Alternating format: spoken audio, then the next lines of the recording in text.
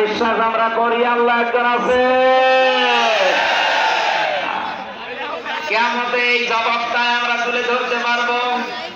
মহাজানে মহাজানে এরকম কোটি কোটি মানুষেরা যখন থাকবে, এর ভেতরে যারা দুনিয়ায় এই কথা স্বীকার করেছিল যে আল্লাহ একজন আছে, এই কথার দ্বারাই কোটি কোটি মানুষ আল্লাহ জান্নাতে দিয়ে দেবে। আল্লাহ আজকের এই হাতগুলো যেন ওই ময়দানে আল্লাহ এভাবে তোলার তৌফিক দেয়। আরো জোরে বলেন আমিন।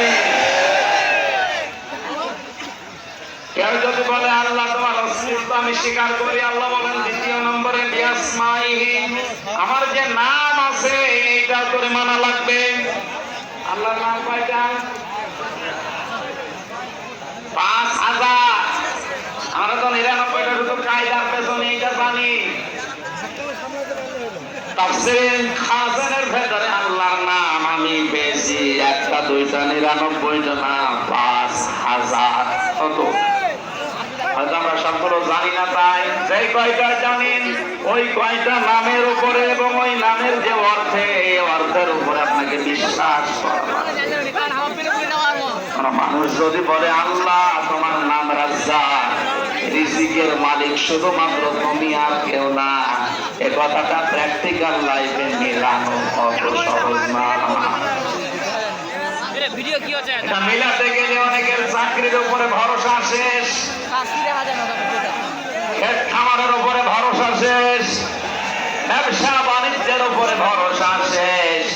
এটা দৃঢ়ভাবে সাবিতের মতো ভেতরে বিশ্বাস আনলে রিজিকের একমাত্র মালিককে। ওমা মিন দাব্বাতিন ফিল আরদি ইল্লা আলাল্লাহি রিজকুহা। আল্লাহ পাক বলেন জমিনে এমন কোন বিচরণশীল জীব নেই যার রিজকের দায়িত্ব আমি আল্লাহ নিজের হাতে নেই। বর্ণনা যদিও দুর্বল, আমি শিক্ষার জন্য বলছি। হযরতে সুলাইমান নবী আলাইহিস সালাম একবার আল্লাহকে বলেছিলেন, আল্লাহ তুমি রাজ্জাক, রিজকের একচ্ছত্র মালিকানা তোমার। ইন্নাল্লাহা হুয়ার রাজ্জাকু যুল কুওয়াতিল মাতিন। রিজকের মালিক তুমি, এটা আমি বিশ্বাস করি মনে প্রাণে। তুমি যে সবাইকে রিজিক দাও এটাও আমি বিশ্বাস করি। আমি তোমার কাছে একটা আরজি পেশ করি, তোমার যত সৃষ্টি আছে আমি একটা দিন খাওয়াতে চাই। আমাকে বিশাল সাম্রাজ্য দিয়েছো, বিশাল ক্ষমতা দিয়েছো, এটার উপরে ভর করে আমি এ দায়িত্ব নিতে চাই। আল্লাহ পাক তিনবার তাকে বলেছিলেন না, এটা সম্ভব না। নাফর বান্দা হয়ে যখন বললেন আমি চাই, আল্লাহ পাক বলেন একদিনের দরকার নেই, মাত্র এক বেলার খাবারের দায়িত্ব তোমারে দিলাম, চাও দেখি কেমন পারো। ৬টা মাসের কথা আছে তাফসীরের ভেতরে। আমি আবার বলছি, বর্ণনাটা যদিও দুর্বল, আমি উদ্বুদ্ধ করার জন্য বলছি। শিক্ষাটা কি এখানে? ৬টা মাস একেবারে খাবার রান্না হয়েছে। আল্লাহর পক্ষ থেকে নির্দেশ ছিল যে কোনো খাবার রান্না করা হবে, কোনো খাবার যেন নষ্ট হয়ে না যায়। বিশাল খাবারের স্তূপ তৈরি করে রেখে দিয়েছে।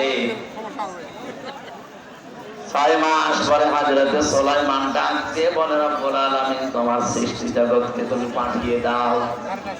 সমুদ্রের এক বিশাল হাঙর চিংড়ি মাছ ডাক দিয়ে বলে, মালিক আজকে খোলা লেগেছে, সকালে তো খাবার দিলে না।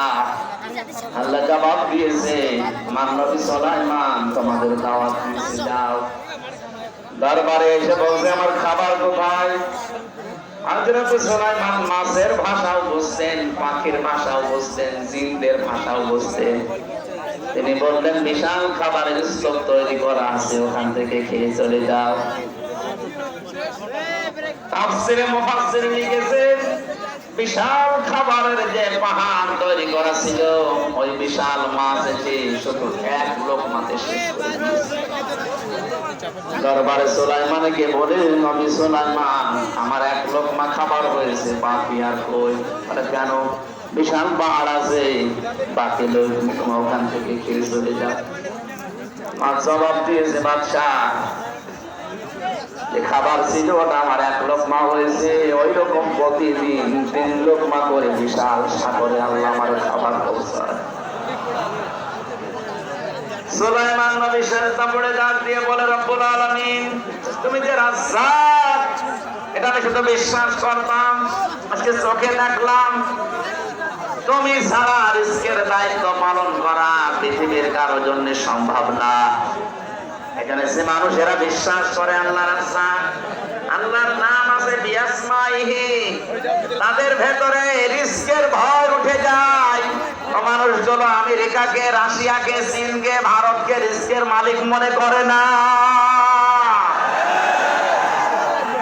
আর বাংলাদেশে এই শ্রেণীর মানুষ মাত্র 100 জনে 15 জন। আমার কথা বোঝেন আপনি? যখন এই বিশ্বাসে বিশ্বাসী মানুষ 100 জনের 15 জন না 51 জন পর্যন্ত তৈরি হয়ে যাবে, যদি আসমাই, আমি এমন আল্লাহর উপর ঈমান এনেছি যার অস্তিত্ব আছে, যার নাম আছে, 5000 নামকে আমি মনে প্রাণে বিশ্বাস করি এবং মেনে নিয়েছি। রিজকের দায়িত্ব যখন ভারতকে দেবে না, চীনকে দেবে না, আমেরিকাকে দেবে না, রাশিয়াকে দেবে না, আল্লাহ ছাড়া রিজকের দায়িত্ব কারো হাতে নেওয়া সম্ভব না। এই কাহিনীটা শোনার পরে ওর বিশ্বাস আরো বেড়ে যাবে। দেশের দায়িত্বে যারা আছেন কারো উপরে ভয় না পেয়ে রিজকের মালিক আল্লাহকে মনে করে সঠিক পথে কোরআনের দিকে ফিরে আসা দরকার। মহান আল্লাহ আমাদেরকে এখনো রিজিক ওইভাবে পৌঁছাতে পারে। আমরা এই ভয়টার কারণে আজ সত্যকে সত্য বলে তুলে ধরতে পারি না। কথা বলেন না কেন? 57টা মুসলমান রাষ্ট্র দুনিয়ায়, আমাদের প্রধানমন্ত্রী অন্তত সেইভাবে একটু প্রতিবাদ জানিয়েছে এই নিকৃষ্ট জাতি ইহুদিদের বিরুদ্ধে। 57টা মুসলমান রাষ্ট্রের প্রধানরা যদি এতটুকু জানাতো, ইরান একটা কাজ করছে, সবাই যদি এভাবে রিজকের দায়িত্ব আল্লাহ, তুমি একমাত্র মালিক, একথা বিশ্বাস করে আমেরিকাকে ভয় না করে, রাশিয়া, চীন, ভারতের উপরে ভরসা না করে আল্লাহর দিকে ফিরে আসতাম, আল্লাহর কসম ওই মানুষগুলো এমনিতে আল্লাহ মুক্ত করে দিত। তাদের নিজেদের আপন জায়গা তারা বসবাস করতে পারবে না, উড়ে এসে জুড়ে বসে আজ ওদেরকে দুনিয়া থেকে বিদায় করে দিচ্ছে। আমার কথা গভীরে যাচ্ছে, কিন্তু আপনি চিন্তা করলেন আমরা কিন্তু ঈমান পাইনি, আমরা ঈমান আনছি এখন।